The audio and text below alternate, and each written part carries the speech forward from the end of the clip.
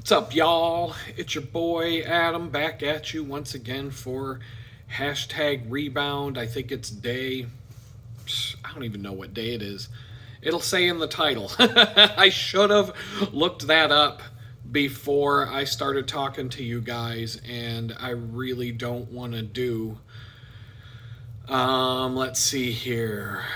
I really don't want to go back and hit the start button again.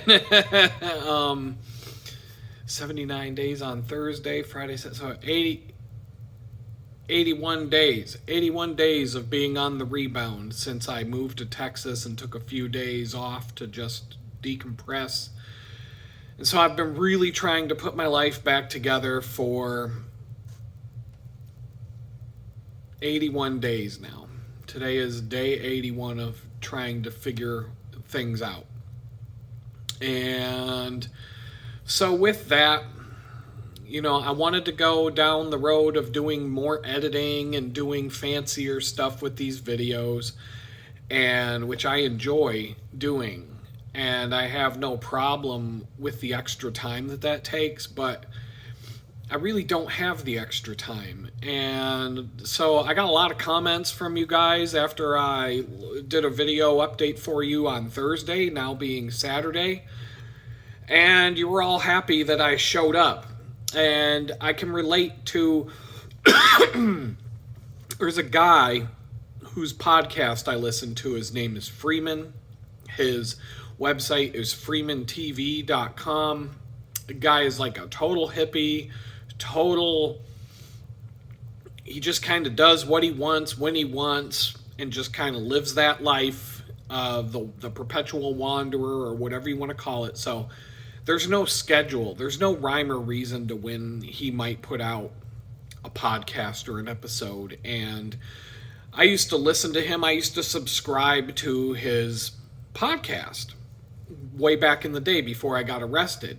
In fact, after I got arrested, the payments stopped because, those cards eventually stopped working.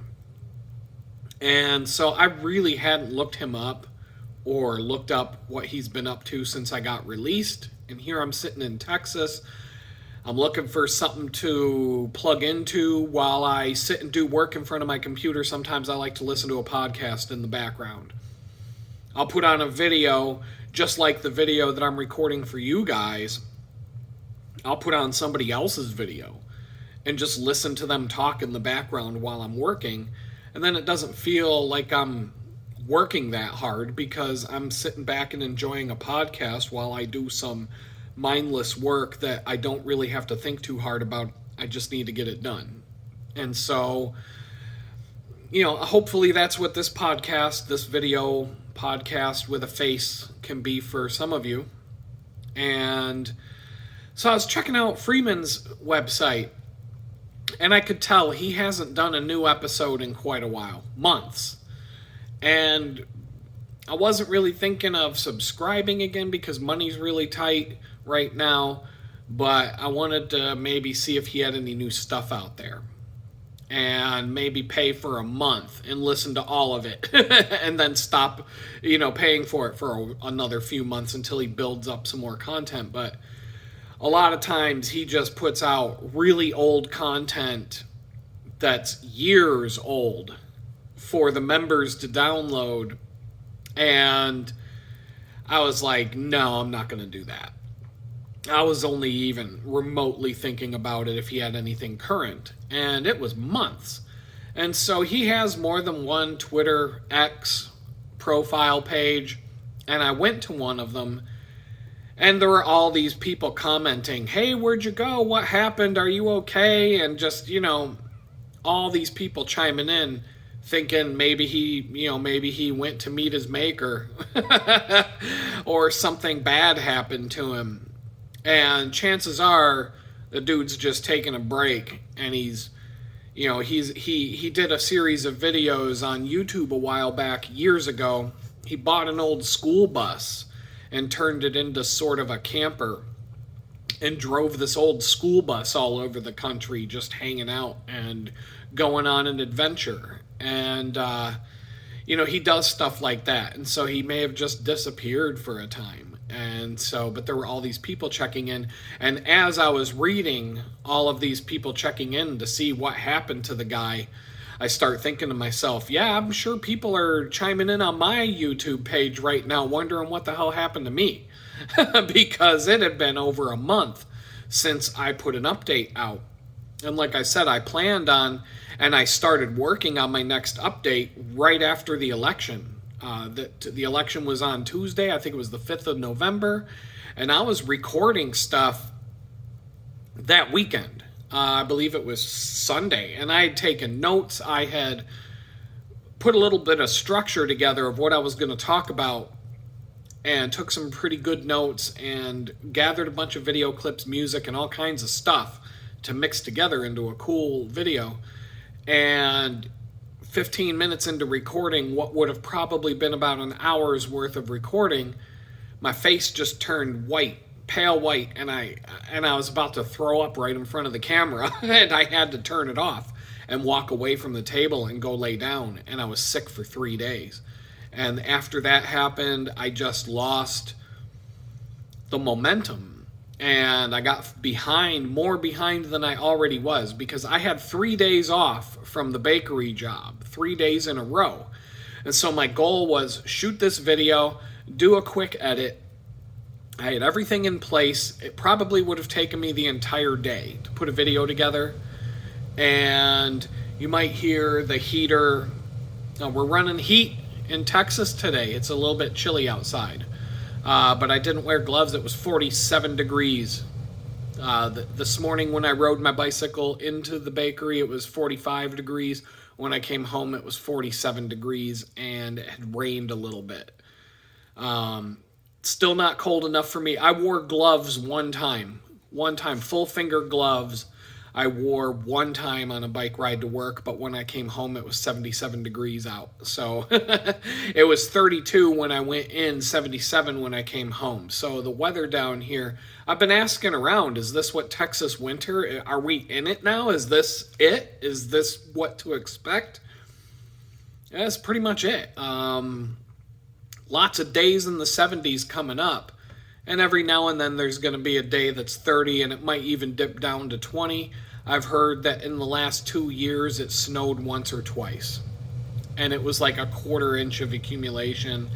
And I heard that one time it got cold enough and it rained, and there was some ice on some bridges. So, okay, ice is the one thing that'll keep me from wanting to bike anywhere. Because on a skinny tire road bike, you hit a patch of ice, it's over, done. You're on the ground. You're not gonna. You're gonna, and that's just a broken arm waiting to happen. So that's one time I will probably look for an alternate way to get to a job, even if it means walking, to avoid the catastrophe that a slip on the ice while riding a bicycle would bring me. And so, with that said, I'm 8 minutes in, and the title of this video is, when is it time to turn the other cheek, right? We talk about Jesus, and, when Jesus says, if someone slaps you in the face, turn your head and give them the other cheek to slap. You're supposed to forgive people, and you're supposed to not really retaliate and stoop to the level where other people are at, right? And so there are two things that I'm struggling with right now. The first I talked about in the last video, and that's just the anxiousness, anxiety, feeling overwhelmed, feeling like I have too much on my plate, feeling like I can't accomplish what it is that I'm trying to accomplish. And right now I have a pretty firm goal that I have to go and find a place to live and a vehicle, some sort of car and a place to live by February 1st. It's possible. It's doable, but it's not going to be easy. It's not going to be easy, and I don't think it's possible without help from above, help from God. If I compare the amount of time that I've been in Texas, by the time February 1st gets here, I'll have been in Texas just under 5 months. And if I compare that 5 months with the time I spent in Jamestown, and that includes the day I was released from prison all the way up to the day that I left to drive to Texas, that was about 5 months, give or take, add a few days, but less than 5 months in a week. It was about 5 months from the time I got home to when I became homeless to when I got out of Jamestown and started driving to Texas. 5 months. It seemed like a lot longer than that, but that's how long the entire experience being up there lasted, about 5 months. But I've got this goal. I've got to find a place to live. I've got to get a car. Got to get things moving. February 1st. That's my goal. And I can do one or the other probably right now, but I can't do both right now this minute. I need to raise I need to raise a little bit more money, and I need to figure some other things out. And so I'm trying to do the car first as quick as possible, because that will open up more opportunities to go get a better paying job, even if it's a job I don't want.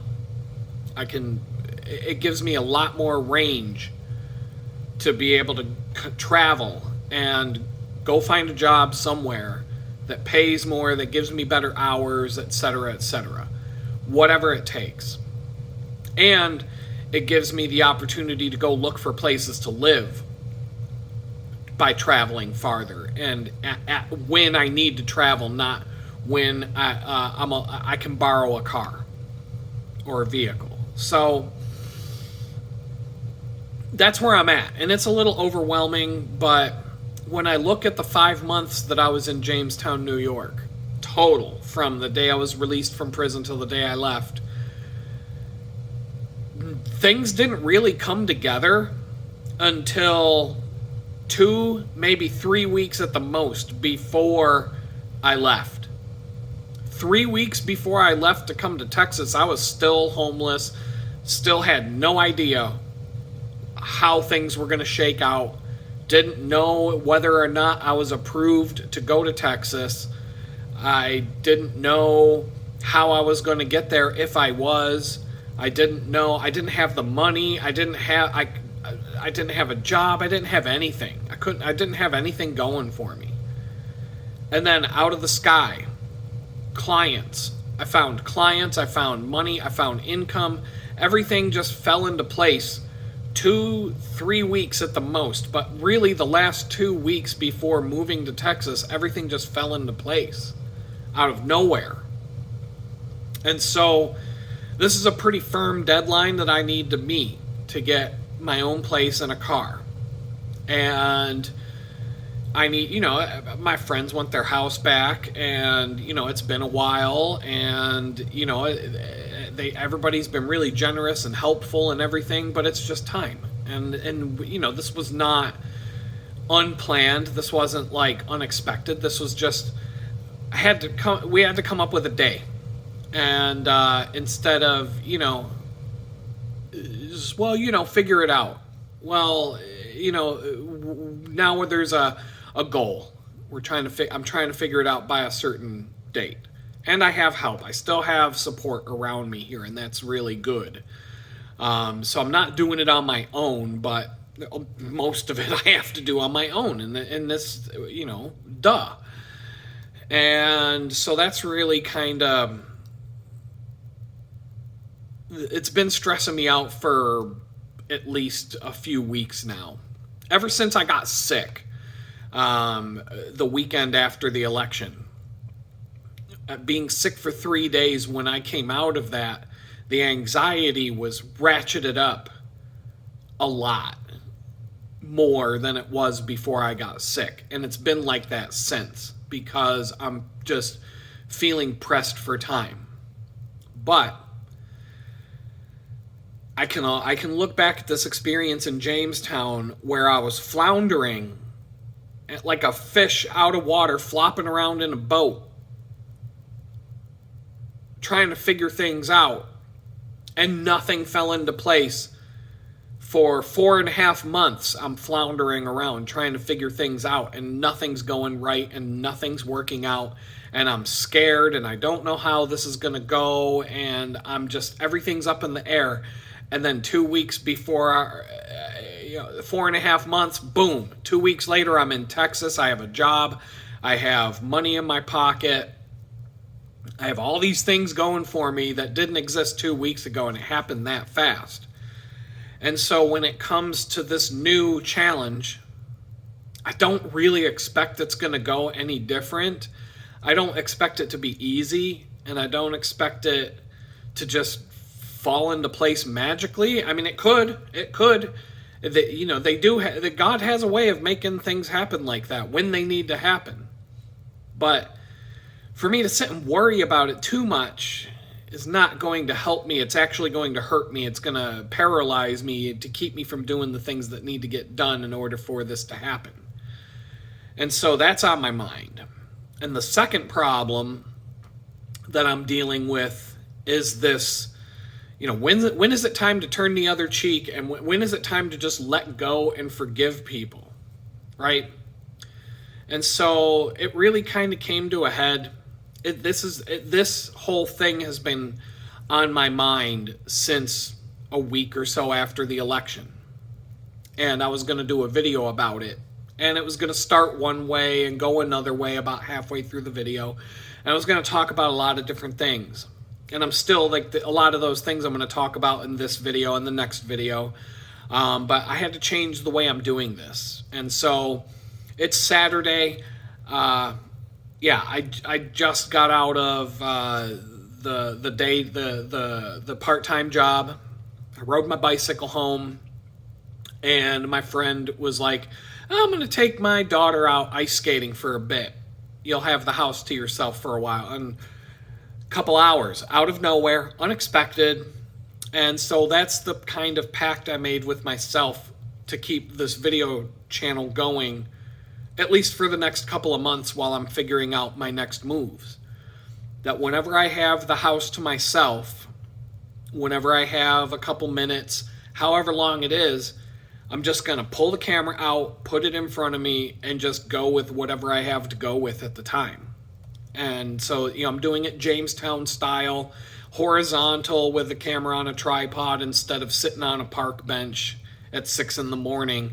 But there's going to be no rhyme or reason to this, because I don't know when people are going to leave the house. I don't know when I'm going to be at the house at the same time that people are leaving the house. And I don't want to disturb other people by sitting here doing these. It's a big wide open space, as you can kind of see behind me. There's a balcony that looks over onto pretty much the whole house, other than the private bedrooms. And so I don't want to be sitting here doing all this, making all this racket while everybody else is trying to live their life in the house. And I do have a place to go do this a little bit more privacy. And they won't, the bedrooms are pretty quiet. You wouldn't really hear me throughout the house if I was doing that. But I just kind of came up with this plan of, I'll just try to be prepared when people are gone to do a quick update, pull the camera out, shoot it just like I was doing in Jamestown, hit the upload button, put a thumbnail image on it, call it a day, instead of doing anything more complicated than that. And I always have some notes written down. I always have things I want to talk about. And so that's how I'm going to approach it. Moving forward for the next 2 months, probably, it's just going to be random updates at random times like this. So yesterday was Friday. I worked 2 8-hour days in a row at the bakery. Well, today I got out a little bit early. That's a whole nother subject that I can cover in one of these videos. But the hours are very random, scattered. I never know when I'm going to be working, how long I'm going to be working, how many hours a week I'm going to get. It's very random. It's very sporadic. And so for the next 2 months, ironically, my best course of action is to kind of cut back and try to only work a few days a week there, because there's more money on the table for me to get other things done. Projects wrapped up that are either halfway or past the tipping point where I just got to put the finishing touches on and get done with them. Things that would have been done by now if I wasn't trying to juggle a part-time job in tandem with them. But once again, it's one of these things. I think things are happening on God's time and not my time, because I have a lot of anxiety about all of it. But yet things are moving forward. People are happy. Nobody's breathing down my neck at all. The anxiety is pretty much self-imposed, but there's money on the table. There's money on the table for me to collect in exchange for getting work done. And it's more money than I can make in 2 months. If I worked 40 hours a week at this job, this part-time job, I still wouldn't make as much in the next 2 months as I would finishing up these projects. So, I'm doing what I have to do at this point. And whatever happens, happens. But yesterday, I worked an 8-hour day. And sometimes when you work 8 hours at this place, it feels like 16. And I didn't take, a lot of times we work 8 hours, we don't take a break. Sometimes I sneak into the bathroom because I got to go pee or whatever. And depending on who you're working with and what we're doing, that kind of, I've gotten to the point at this place where people don't really give me the stink eye. But there was a period of time when I was new to the job, I would get a little bit of stink eye when I'd come back from the bathroom if I was gone for more than a couple minutes. But sometimes going to the bathroom is the only way to just take a break at this place and this kind of job. And so I was it was a tough day. It was hard work. It was busy. And I was feeling bitter and angry about everything that I'm going through and everything that I've been through, not just now, not just the homeless experience in Jamestown, but going all the way back to prison, going all the way back through my career, the COVID scam, going all the way back, literally going all the way back to 2009 when I was fired for going to the hospital for the birth of my son. That event in my life, that's a significant thing that happened to me in my life because it changed me very profoundly. 2 events in my life that changed me so profoundly that I was a completely different person before and after the event took place, and the change was instantaneous. The first was going up to see my best friend that I'm living with right now. He lived in Anchorage, Alaska. And I took a trip up there to visit him. And I spent a few weeks, and we did all kinds of cool stuff up there. And it gave me the outdoor bug all of a sudden. All I wanted to do was go camping and play outside and experience the outdoors and go on adventures and do all kinds of stuff. And I had been a city boy for about 5 years leading up to that trip. And when I went up there and spent a few weeks up there, I came back a completely different person, and I've been completely different ever since. Constantly going on trips, hiking, adventuring, going outdoors, the wilderness, just enjoying the outdoors, photography, all these different things that make up who I am. Started with that trip to Alaska. It was a profound, life-changing experience that I'll, never forget. Another one was when my son was born. I was working at a pretty crooked tech company, and I've talked about this on other videos you can go back and watch. But my son was born on September 9th, 2009, 999, and I was fired on 9/11/2009. 9/11. I was fired for going to the hospital to be there when he was born instead of working. And this place was basically a tech sweatshop. They had these kids coming in working 20-hour days. And that's the kind of people that they wanted working there. And I wasn't really willing to do that in the first place, not to the extent that some of these younger kids were doing. And on top of that, I just had a baby, and that was, he's done. Get rid of him. Because now he's going to want to have to go be with his kid and all that. We can't have that here. We don't want, companies like that don't want people with families and obligations outside of the job. They want young kids that have nothing going on in their life that can dedicate 20 hours a day, 7 days a week to the company. And I mean, I've seen this more than once. You see it a lot out in Silicon Valley, San Francisco. You know, a lot of the Republicans, they love Elon Musk, and they talk about him like he's so great. That's the kind of company Elon Musk runs. If you work for that guy, if you work for one of his companies, you're expected to be on call and working like 20 fucking hours a day. And if you're not willing to dedicate and give up your family and your life and everything outside of that job for him and the company, he's going to throw you out the door. And that's just, I mean, I've read countless articles and heard countless people talk about that's what it's like to work with Elon Musk. So I don't even think he's that great of a guy. I mean, maybe he'll help Donald Trump. Maybe he'll do some good things to clean some of the trash out of our government. You know, more power to the guy. You know, but I don't want to be his employee. Put it that way. I mean, if the job was offered, I'd probably take it right now and, you know, do it as long as I can, but eventually you're going to burn out working at a place like that, and you're going to have to move on and do something else. So that was a profound thing that happened to me.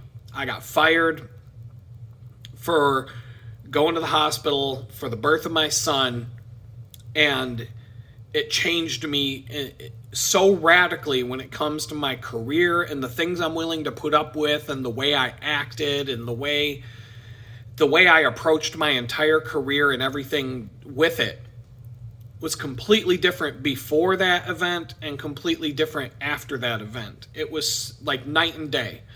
It just showed me what was really important in life. But that happened in 2009. And when I got arrested in 2022, and to this day, 2024, I'm still pissed about it. And I'm still angry and bitter about it, and I still hate the people that were involved with that. I get updates from time to time about what's going on with those people, and they pop up on social media from time to time, and I'm just going to be honest, they're a bunch of fucking douchebags, and I can't stand them. I think they're scum, and I hate them, and I'm bitter about it to this day, even though it was for the best. What they did to me, I don't know, it was such a rotten experience working for them, everything that led up to that being fun, and then the way that they did it. He went to the hospital for the birth of his son. Well, he's done. That is, other people, I talk about this with other people and other people I've been close with and am close with, and we all agree, you need to let that shit go, dude. You need to let that go. It's been so long. Why can't you let that go? And to this day, I still, for whatever reason, I carry that grudge. I have a grudge about that event. It may never go away. I don't know. So you have that event. And then obviously you have the third major turning point in my life when the FBI showed up at my house and, you know, drove a tank into my fucking living room and woke me up in the middle of the night, you know, with machine guns pointed at me. Drug me off to federal prison for 24 months, the first 14 months of which I never saw the sun or a fucking tree. You know, it wasn't... The January 6th people, a lot of them got treated a lot worse than I did. And they've been getting treated like that for years. I mean, this government, they're just a bunch of fucking scumbags, and the way they shouldn't be able to get away with the stuff that they're getting away with. And I've been through it. I've been put through it. And, you know, I'm going to make a stand against all of it. Even the people that are guilty are being treated way worse. It's inhumane, the stuff that they're doing to people. And so I've been through that whole experience, and then I come home from that to be thrown out into the fucking street and be homeless for, for 115 days.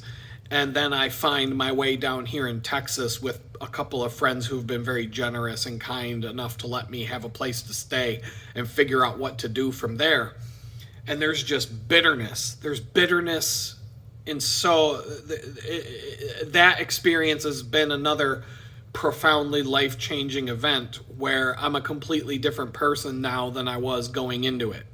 You know, the day I went to bed after taking my son to our favorite burger joint, only to be woke up a few hours later when the FBI drove a tank into my house.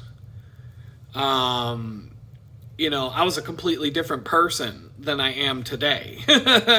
Night and day in so many different ways. And I see it, good and bad. But there are some grudges, and that's, we're half an hour into this video, and I want to talk about the grudges that I'm carrying with me that go all the way back to be honest, the oldest grudge that I believe that I'm still carrying, that I still think about from time to time, is that when I got fired for going to the hospital for the birth of my son back in 2009. There are other times I've had bad experiences, broken friendships, bad relationships, wrongs have been done, etc. But I don't really carry a grudge about it, and I don't really think about those things anymore. But there are these little things, like that one, that I still think about to this day, December 7th, 2024, where I still can't let go of these grudges that I have with various people throughout my past. And, a lot of people would say, well, you've got, you're not without good reason to carry a grudge. There are a lot of, criminals in prison who did somebody wrong, took somebody's life. The people who are left alive are going to carry a grudge and probably not forgive you, be too quick to forgive you for doing something like that. God wants us to. When it comes to the death penalty, I read some books. Oh my God, I can't even count. The number of books that I read when I was incarcerated is like 150 books or something like that. I can't even count. I had a list of all the books that I read. In fact, I can look up, maybe in a coming video, I don't have the complete list of books that I read because for whatever reason, a couple of sheets of paper didn't make it home in my pile of paperwork. And those were 2 sheets that had the books that I was reading in order. So I only have books from a certain number till the day I came home that I read. And so I know the number of books that I read. I just can't name every single one of them. Not without a great deal of thought. But it was something like to the tune of 150 books.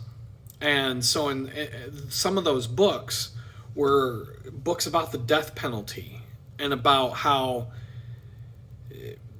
I'm against the death penalty now.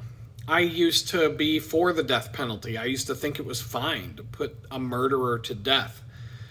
Now, after everything I've read in various books about the subject, it changed my mind. For different reasons. One reason is because I've been through it. I've been in jail. I've been in prison. I was in a pretty easygoing prison for my last 4 months. I was in the same prison that Steve Bannon spent 4 months in. It's not a country club, but it's not a miserable, it's not the worst place on earth. But if you had to spend the rest of your life in prison, even a laid-back prison like that compared to like a hardcore maximum security hellhole prison, that's worse than death. That is worse than dying. I can assure you, I can 100% without a doubt assure you that if if somebody murdered someone in your family that you were close to, and all you want to do is watch that person die, but that person's spending the rest of their life in prison, let me assure you, without a doubt, 100%, that that person is suffering much worse, much, much, much worse, spending the rest of their life in a prison, in a shithole, hellhole prison, than if they knew they were going to be put to death and be put out of their misery, even if it's 10 years down the road. Not knowing when it's going to end, but knowing that every day of the rest of your life is going to be in this shithole or someplace worse, or you're never going to see the other side of that barbed wire fence again for the rest of your life. Believe me, that's worse than dying. That's worse than dying. So that's one reason why I'm against the death penalty, because frankly, if somebody killed one of my kids, I'd probably want the death penalty for that person. I'm not going to lie. I would be so angry and so out of my mind. But I can always turn back to my own experience and say, you know what, if that mother effer rots the rest of his life or her life in prison, that's a worse fate than death. Worse than death. Hands down. And the kind of prisons that they put people like that in are definitely not the kind of prison they put me in. So there's that. And number two, it's because God wants you to forgive. He wants you to turn the other cheek. If someone smacks you in the cheek, you're supposed to turn the other cheek and say, okay, get me here too. And I to this day, I really can't relate to that because, I'm a vengeful little prick. If somebody wrongs me, I want to get them back. If somebody, if a company does me wrong, I want to leave an open milk carton in the file cabinet behind a bunch of file folders so that, or maybe, maybe some raw chicken mixed in with it and just let it sit there and walk out the door because I know about 3 weeks from now they're going to have to evacuate the office to get rid of the smell. That's the kind of vengeful little prick I am when someone wrongs me. And so the thought of like somebody slapping me in the cheek and giving them the other cheek, I want to give them my fist. That's what I want to give that person. And so once again, Friday, yesterday, I'm exhausted. I'm working at this job. I'm not making a lot of money. No breaks. 8 straight hours of just work, and rushed. Everything's about speed and not quality and just fast. And there's no drama. There's no mean people. There's no assholes at this place. We all get along. I think I could have done much worse. I worked in a prison kitchen as an inmate working in a prison kitchen. Tell me where to find a worse job than that. You're going to be hard pressed to find a worse job than the worst job that I've already had. But these thoughts were going through my head, and it starts out with the frustration of being there instead of, life used to be really good. I lived in a nice house. I had a waterfall in my yard. I had a separate office.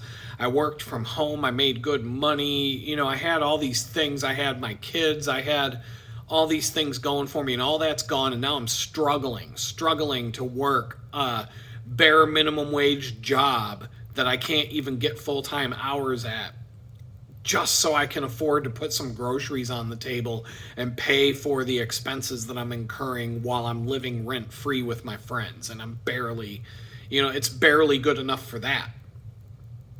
And so I was just feeling bitter, angry about everything. And these are the thoughts.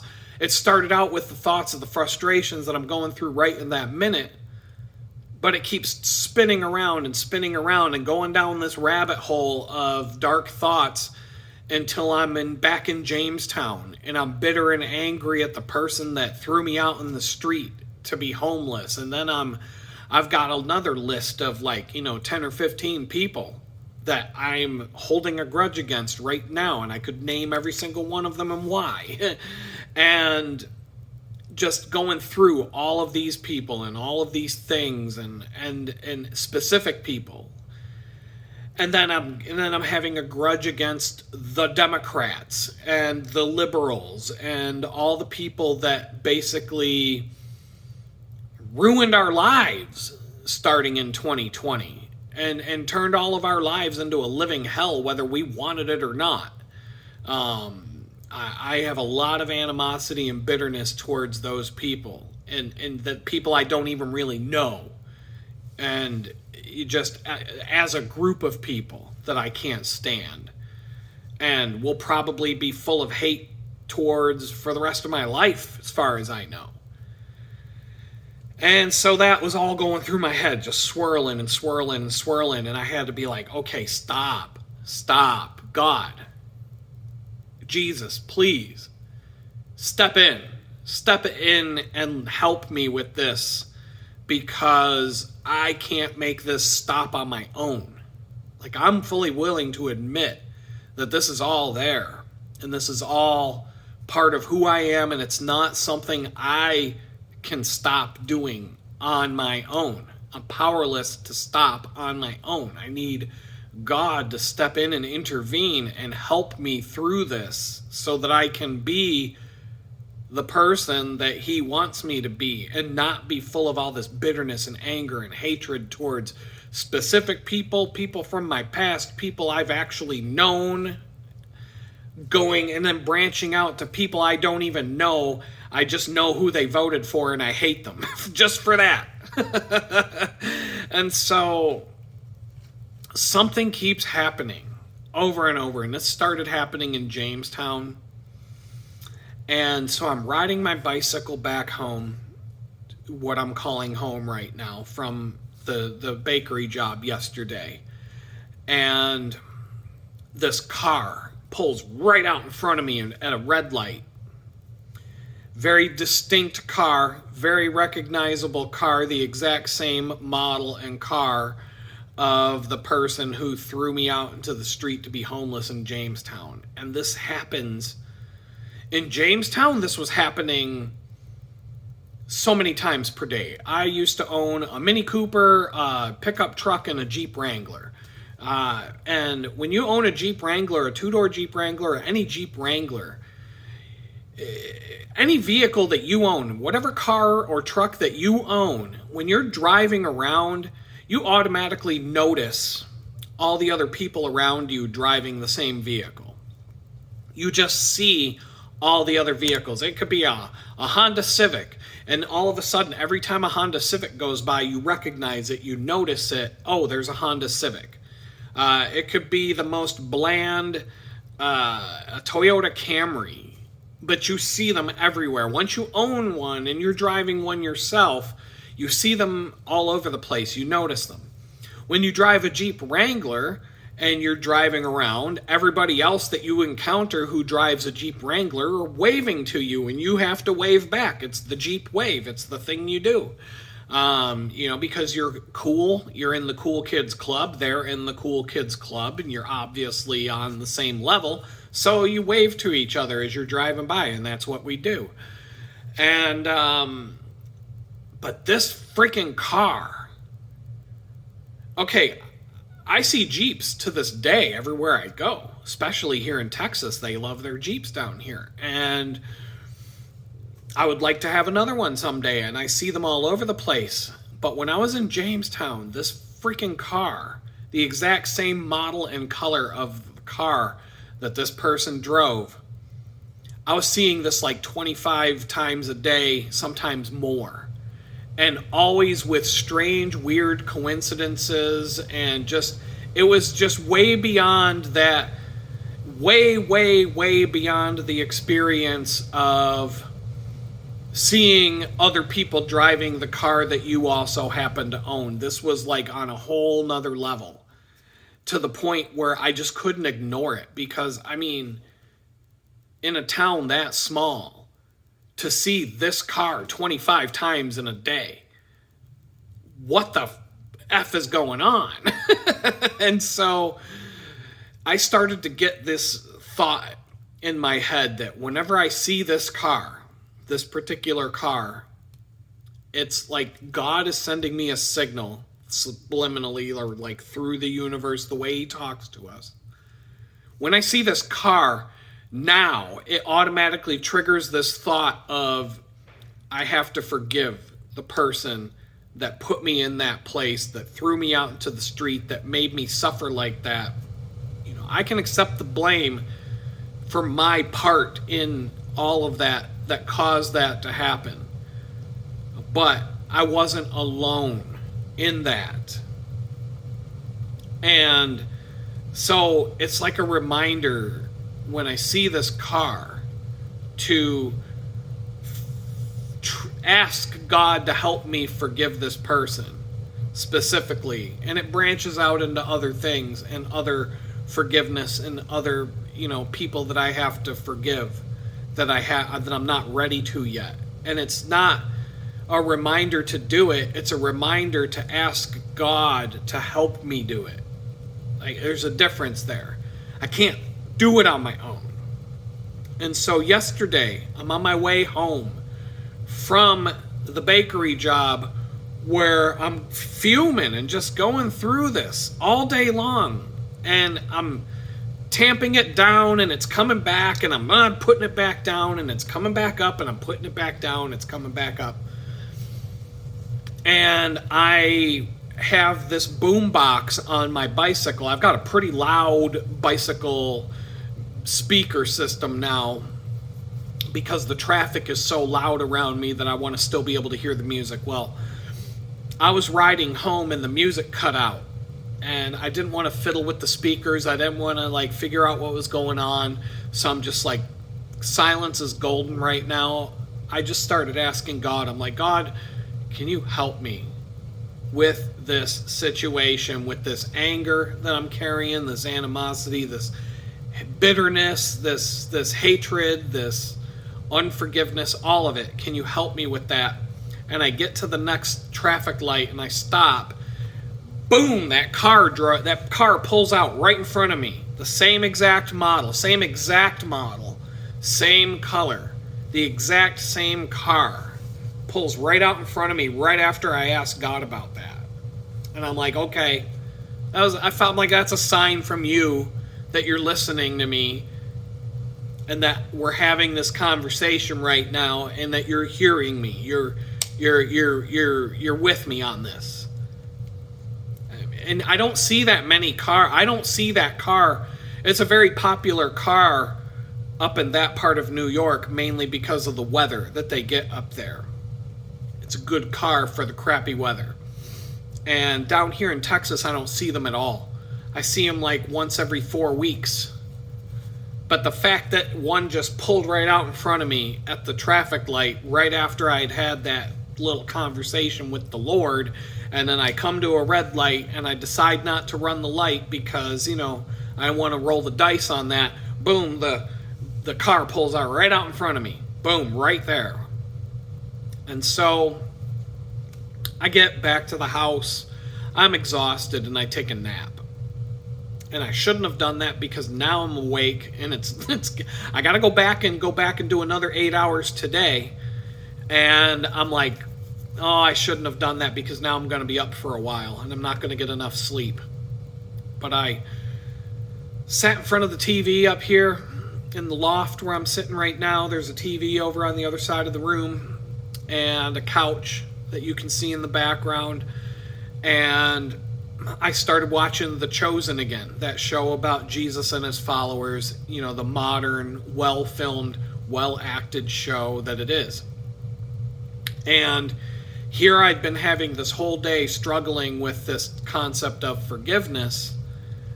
And the whole episode that I watched of The Chosen was about forgiveness. It was about the tax collector Matthew and Simon, who became Peter, having their beef with each other, and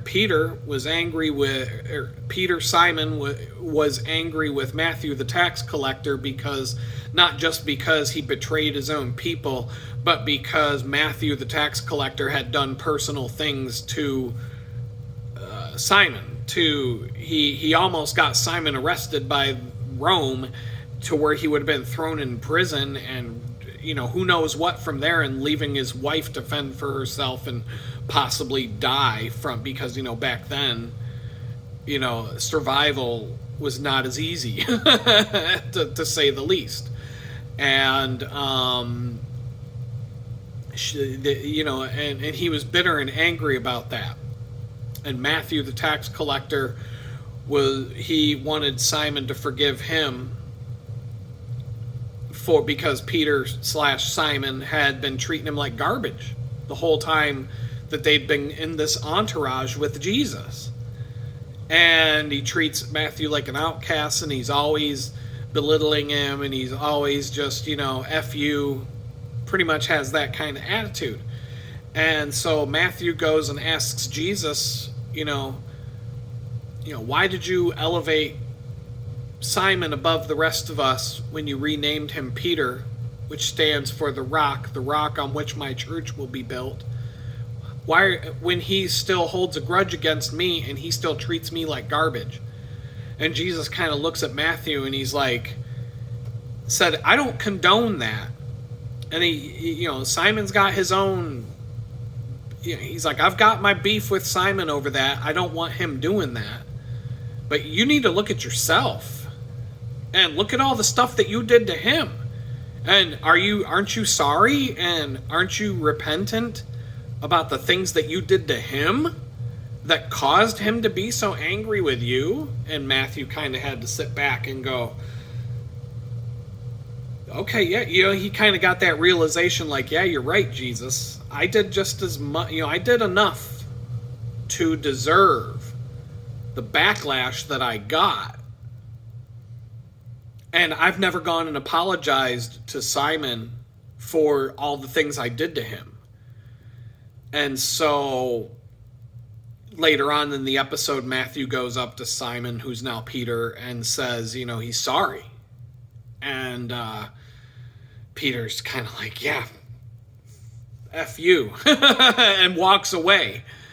And then later on, he comes to his senses and he says, all right, he finally, they both came to the place where they forgave each other at the end of the show, and they hugged it out, like bros. And, that's where it left off. I haven't seen any. That's the last thing I watched, but it was just like the timing of it, because this is what's been on my mind all day long. And when, I think about it and I'm like, do I really need to hug it out with some of these people that I have a grudge against and take it to that level? Would you want to hug it out with the person that killed one of your children? I mean, in some of these books about the death penalty, I have read stories about families, parents of a murdered child becoming friends with the person that murdered their child over a period of time through forgiveness. That's a pretty tall order as far as I'm concerned. I don't know if I could do that, but can you forgive somebody without ever having to talk to that person again, without ever having to tell that person again, without having to apologize to that person for whatever part you played in the things that went wrong and all of that? And I think there's different levels of forgiving people and going through all of this. And there's I don't know. When can I forgive the person who threw me out into the street to be homeless for the whole summer?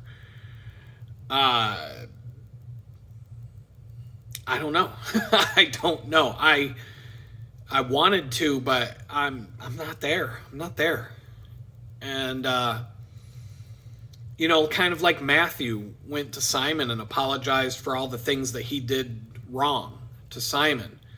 I went and apologized over and over again to the one that I hurt and the pain that I caused and that I can't take back and the things I can't undo that had been done. And, over and over again. And I don't feel like I was forgiven, but at the same time, I don't feel like I'm able to forgive either. And so that's just where I'm at with that.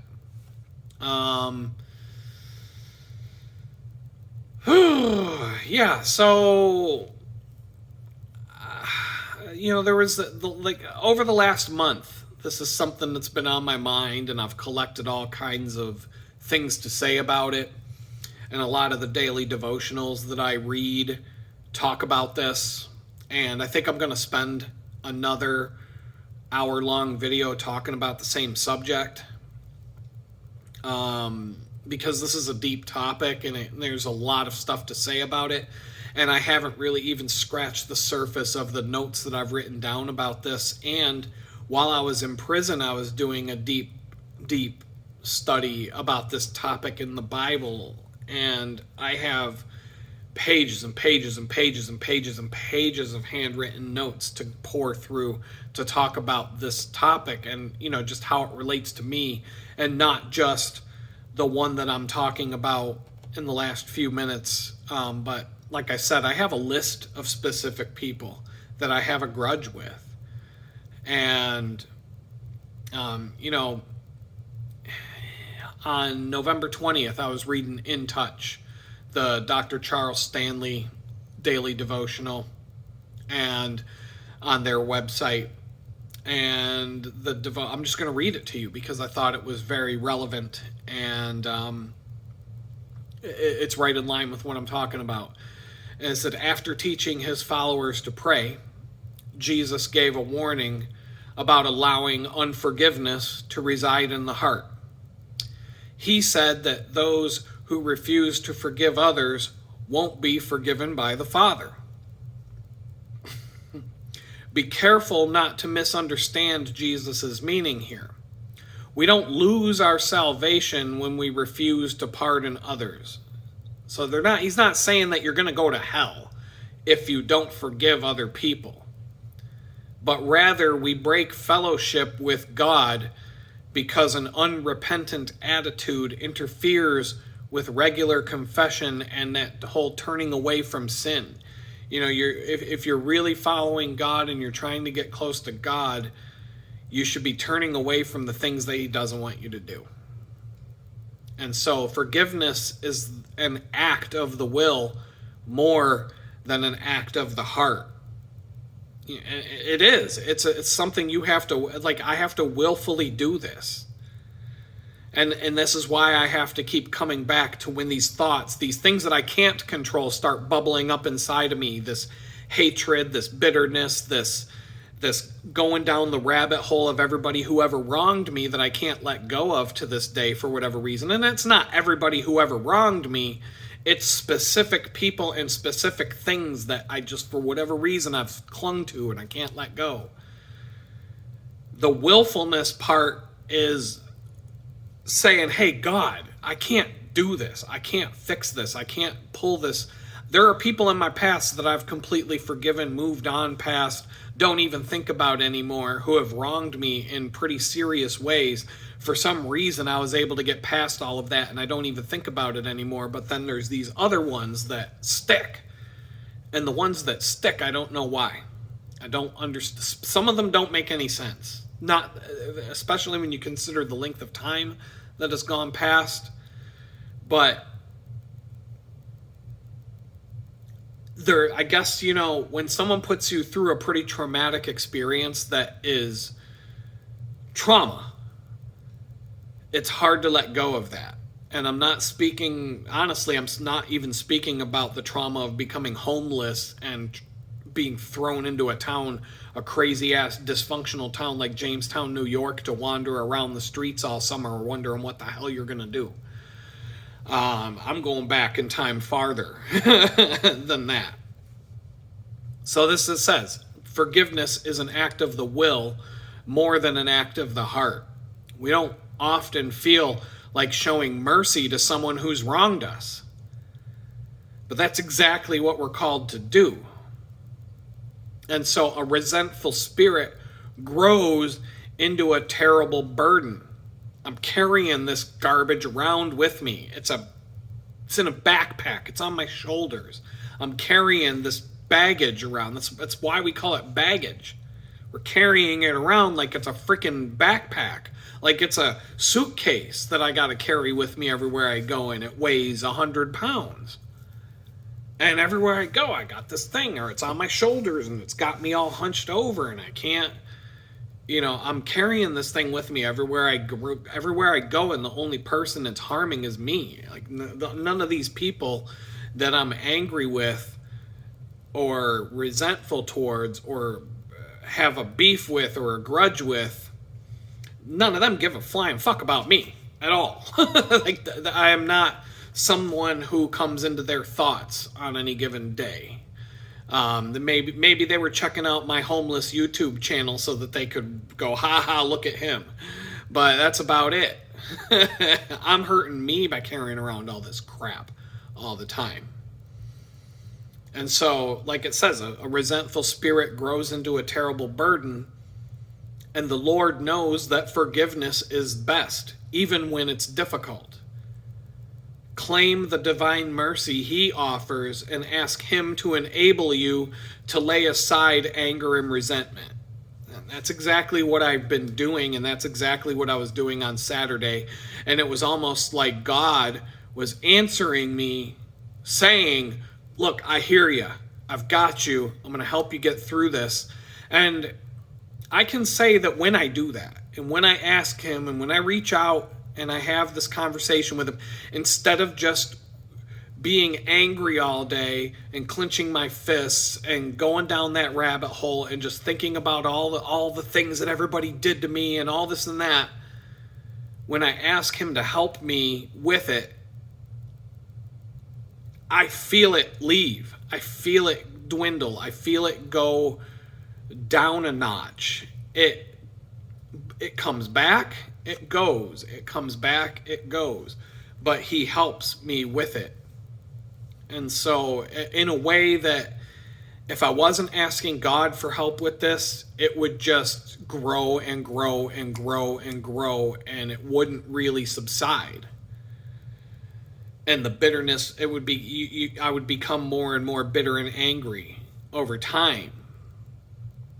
And so, part of the decision to move forward in grace is to make a habit of praying for those who hurt you. and some of the things I pray for, I shouldn't. And make a habit of praying for those that hurt you, and I do. And one of the things that I do when I see that car, that very specific car that shows up in these craziest of coincidences, when I see that specific car, I pretty much will stop what I'm doing and I pray for that person to, not only do I ask God to help me get past it, forgiveness, all that stuff, but I do say, please take care of that person, please fix their pain, please help that person. Like, I'm not just asking for God to come and help me, but I'm asking God to make that person's life better, whatever. But it doesn't mean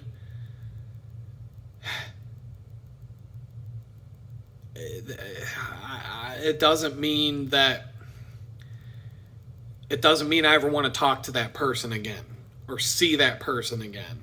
Or it's just part of this, as part of the decision to move forward in grace, make a habit of praying for those that hurt you. And if God so leads, seek their forgiveness for your wrong attitude or actions. I don't have any desire at all to see or hear from or talk to this person ever again. But make it a habit of praying for those who hurt you, even if it's just to help you and to help you be right with God. A bitter spirit doesn't fit who we are in Christ. That's why Scripture emphasizes the need to forgive. Choose to be liberated from the burden. Put down the backpack full of bricks, the suitcase full of cinder blocks. Put it down. Be liberated from your burden. Jesus promised to make us free when we choose to believe and obey him. And so that's what I'm trying to get out of this, and when I talk about the car, the crazy coincidences around this car, yesterday was one of them. I'm having this conversation with God, and I'm specifically asking for him to help me with this specific thing, and then this specific car just zoom right in front of me as I'm at a red light. Pulls right.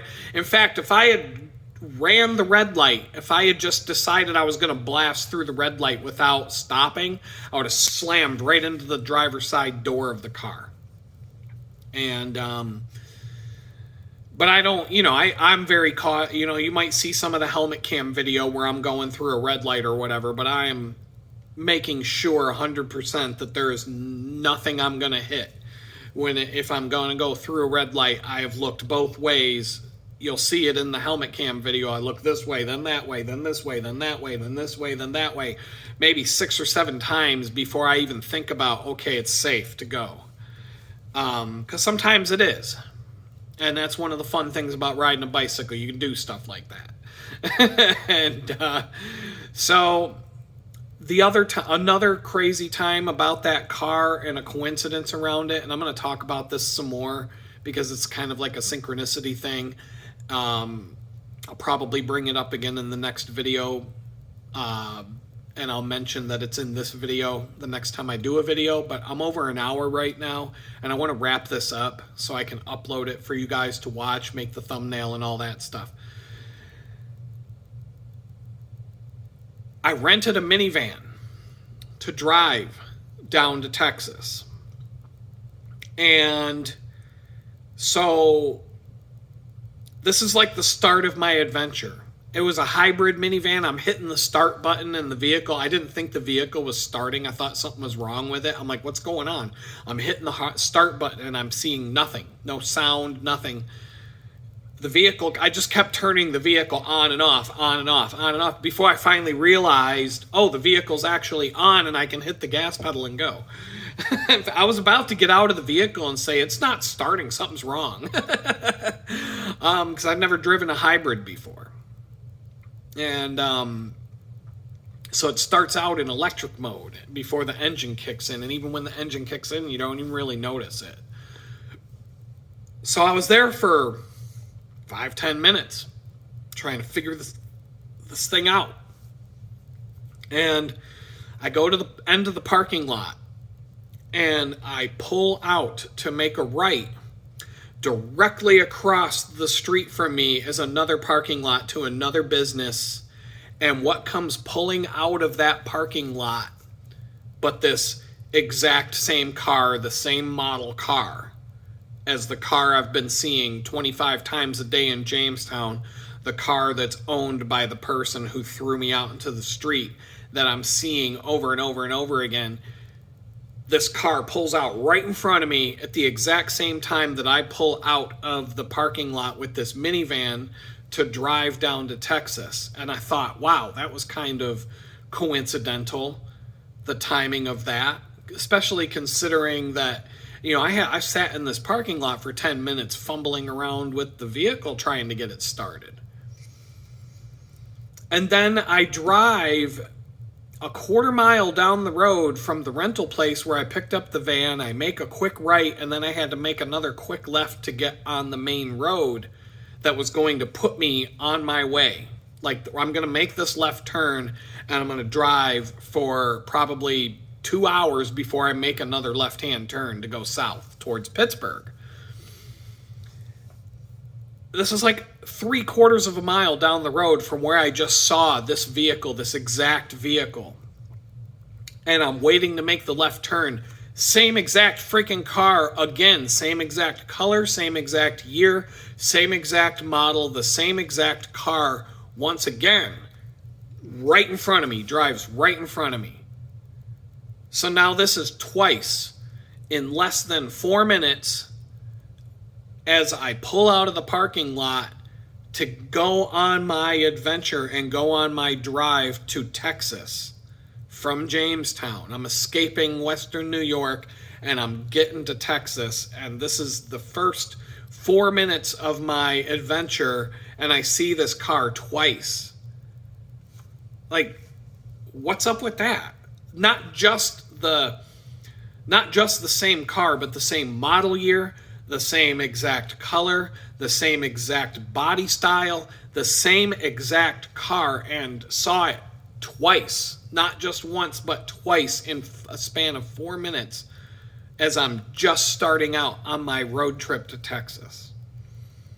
And so it was like symbolic. I immediately, especially the second time I see the car, I immediately just kind of sit back in the chair as I'm driving, and I'm like, that was very much a sign that God is sending me on this journey. He's taking me down here. He's helping me get away from this, and he's going to help me get over this. And so I looked at that as a sign. And so yesterday, and this happens, these are not the only 2 times that, from the day I left to go to Texas to yesterday, that this car has magically appeared at mysterious times right in sync with whatever it was that was on my mind. Like, I can materialize this freaking car out of my own thoughts whenever I want one to appear in front of me, just like I'm playing a video game and I've got some sort of cheat code. Blink, car shows up. I don't get it, but it happens. Not all the time, but enough that it's not a freaking coincidence. I can tell you that. I could list out the encounters that I've had with this stupid car. And it's just way too many to be a coincidence. So synchronicity rules the day. God's talking to me. He's got things to say. He's got things to say to you through me. And I'm 1 minute and 12 seconds down with this video, so I'm going to hit stop. I've got a lot more to talk about when it comes to this topic. Next video, I'm going to get into the election, the Democrats, my hatred of the Democrats and all the people who voted for that creepy old douchebag and his cackling hyena sidekick. But I'm running out of time, and if you made it this far, you're a super fan, thank you. If you want to support the channel, you got some links down there. That's the extent of the plugs, and until next time, peace out.